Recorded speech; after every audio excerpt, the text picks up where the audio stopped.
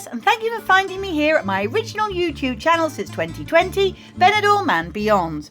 I produce positive, upbeat and informative videos at least 3 times a week about the fantastic tourist city of Benidorm, where I've lived for nearly a quarter of a century now.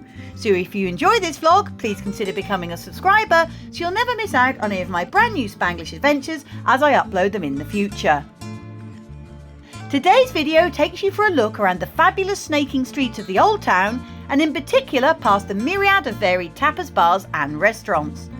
We started today at the end of Calle Alameda, otherwise known more informally as Gin and Tonic Street, just outside the modern sports and football store of Football Factory.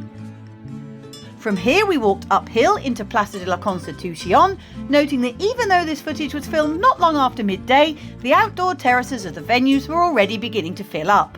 And then, continuing on, we will make our way around the many winding streets that make up this delightful area, known to us Brits as Tapas Alley, but which the Spanish refer to as La Zona Basca, which translates as the Basque Zone.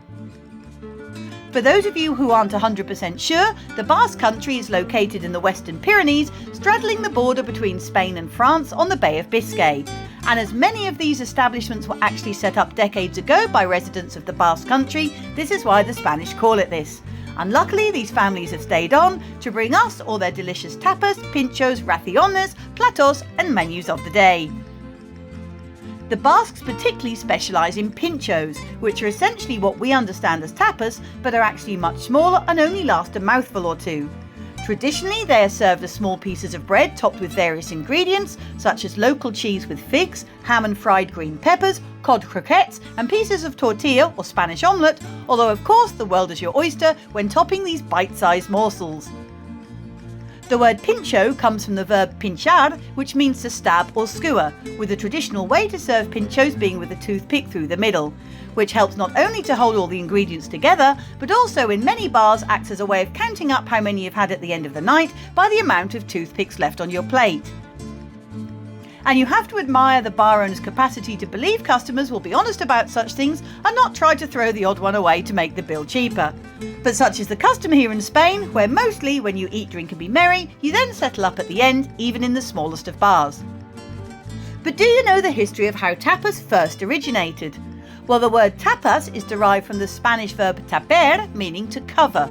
According to legend, the tapas tradition began when King Alfonso X recovered from an illness by drinking wine with small dishes between meals. After regaining his health, he ordered that taverns would not be allowed to serve wine unless it was accompanied by a small snack or tapa. Seems a good idea to me.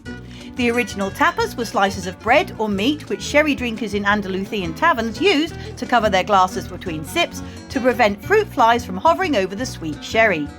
The meat used was normally ham or chorizo, which being very salty encouraged more drinking, as even back then the proprietors weren't daft, and so began the tradition of serving a variety of snacks, which in turn increased alcohol sales. So now you know.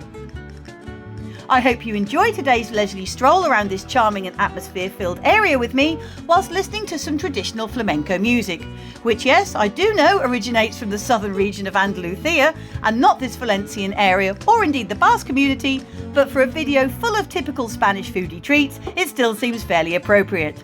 So thanks for joining me today, and hopefully I'll catch you here again at Benidorm and beyond soon. Maybe on one of my info-packed street or beachfront walks, or to nosy around one of the resort's well-known hotels where I bring you a fly-on-the-wall look around inside and out, or to show you a whole host of new bars, businesses and building work, and much more besides. I'll see you out and about next time, and until then, bye for now, hasta luego, and see you again soon. Cheers!